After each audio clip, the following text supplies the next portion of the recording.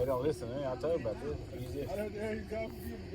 And here he's installing the first side of the repair, just slipped it on all the way, and he just tightened that down by hand. And okay, for now he'll leave it. And now you see at the other end, they're figuring out how long they want to make the pipe.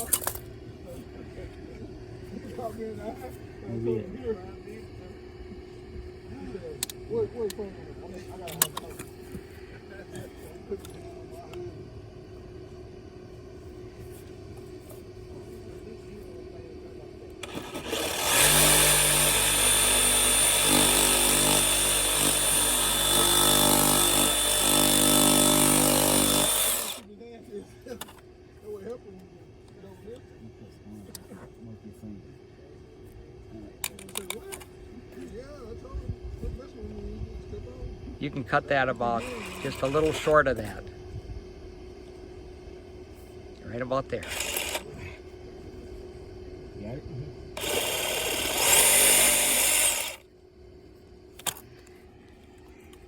You guys don't have a PVC cutter. You don't have to take it apart. Leave the fitting together. It slides in.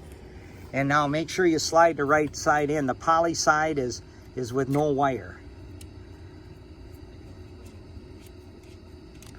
Okay, and there you are, you slip that on there and he's got it in and tightened down. And then what you guys will do is, here's a wrench. There's your wrenches. You just give each one of those fittings a little crank and you're done. No, you want it smallest. There you are, and just put it on the nut on one end and the nut on the other end and go in opposite directions to tighten it.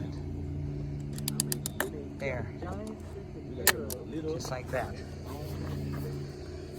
Now you've got that.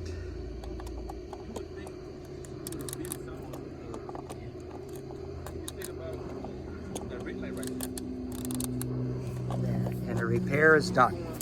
And there you are. So here's a simple repair going from PVC using polyethylene to make the repair.